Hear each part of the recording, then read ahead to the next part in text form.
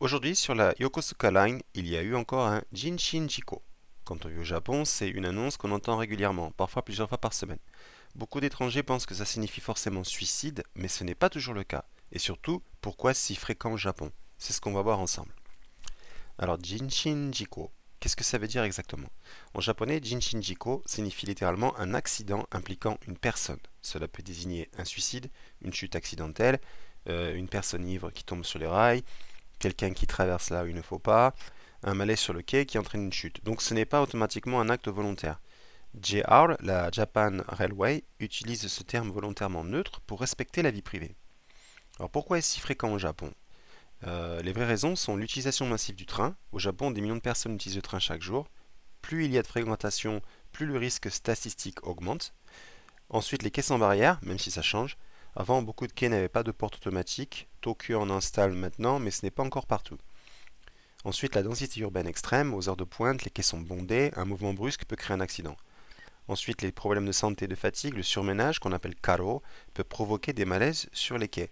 Et enfin, les aspects psychologiques, sans entrer dans le sensationnel, oui, le Japon fait face à des difficultés en santé mentale. Mais là encore, les médias français exagèrent souvent, alors une large partie des Jinshinjiko ne sont pas des suicides. Alors comment les gares japonaises réagissent? C'est impressionnant à voir. Interruption immédiate du trafic, intervention d'une équipe spéciale, nettoyage, contrôle technique, coordination entre plusieurs lignes, annonce continue pour les passagers, réouverture le plus tôt possible. Et surtout, l'objectif est toujours de perturber le moins possible les voyageurs tout en traitant la situation avec respect. Alors pourquoi les trains redémarrent si vite? Parce que les équipes sont ultra organisées. Comparé à la France, pas de grève en réaction, pas d'enquête judiciaire interminable, pas de fermeture de ligne pendant 6 heures. Tout est optimisé pour rétablir le trafic. Alors comment les Japonais perçoivent les Jinshinjiko?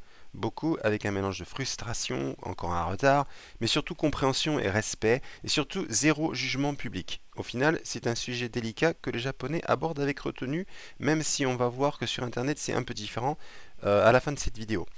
Alors pourquoi c'est important d'en parler? Parce que ce n'est pas juste un train en retard, c'est un phénomène qui touche la société japonaise, la logistique ferroviaire, le quotidien de millions de personnes et la façon dont on gère la sécurité dans les transports. Et comprendre, ça permet de mieux comprendre le Japon moderne.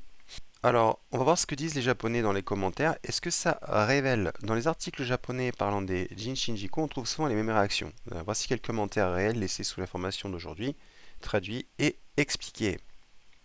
人身事故が日常茶飯ごとになってきている今日この頃、どういった事故だったのかなどなども含めて報道していただきたい。実際なら徹底的に原因究明対策を行っていただきたい。Les accidents impliquant des personnes deviennent monnaie courante ces derniers temps. J'aimerais que les médias expliquent ce qui s'est réellement passé. Si c'est un suicide, j'aimerais qu'on mène une enquête sérieuse et qu'on propose de vraies mesures. Ce commentaire représente une partie du public japonais qui est frustré non pas par les personnes impliquées, mais par le manque de transparence.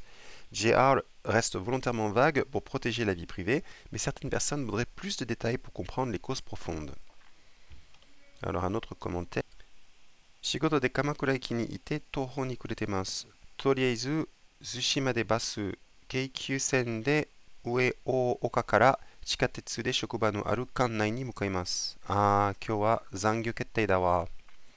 Je suis à la gare de Kamakura pour le travail et je suis complètement perdu. Je vais essayer de prendre un bus pour Zushi, puis la Keikyu Line, puis le métro pour aller à mon travail à Kannai. Aujourd'hui, c'est sûr que je vais finir en heure sup.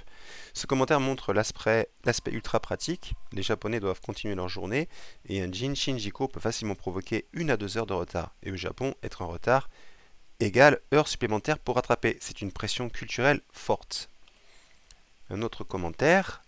本当に毎日どこかの路線で飛び込んでいる人がいて、今の日本のありさまを表しているようだ。Chaque jour, quelqu'un saute sur une ligne quelque part. Cela reflète l'état actuel du Japon. C'est une réaction plus grave. Une partie de la population voit dans les Jinshinjiko une forme de symptôme social. Isolement, fatigue, précarité, solitude.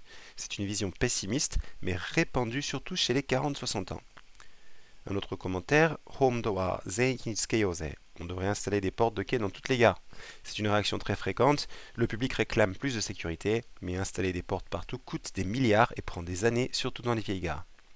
Daimei wakudana. C'est un énorme dérangement, réaction brève, froide, typiquement Internet. L'accent est mis sur la perturbation, pas sur la cause. Ce type de message apparaît souvent en heure de pointe quand les gens sont déjà stressés. Uttoshi wa Mainichi mainichi meiwaku gaken yo. Ippan kyaku ni made douyu shinkei shiterun? C'est agaçant tous les jours. Arrêtez de déranger les gens normaux. Comment peut-on avoir ce genre de mentalité? C'est dur, mais c'est aussi le reflet de la fatigue sociale. Les Japonais n'expriment presque jamais cette frustration en public, mais sur Internet, elle sort. Il faut comprendre, ils ne jugent pas la situation humaine, mais le chaos que cela crée dans leur routine très rigide. Et enfin, un dernier commentaire. Saigo ni JR ni atsumatte kuruna. Et arrêtez d'aller mourir sur les lignes JR. Commentaire très direct, très brutal, c'est la face sombre d'internet japonais. Quand les gens sont excédés, ils déversent leur frustration sur les forums, pas représentatif de la société, mais révélateur du stress quotidien. Alors oui, aujourd'hui, il y a eu un Jinshinjiko sur la Yokosuka Line, mais derrière cette simple annonce se cache une réalité complexe que beaucoup d'étrangers ignorent. Si tu veux une vidéo plus détaillée sur les annonces japonaises dans les gares, les différences entre JR et la SNCF, ou comment on lit les panneaux de retard en japonais, dis-le moi dans les commentaires. A plus tard dans la prochaine vidéo.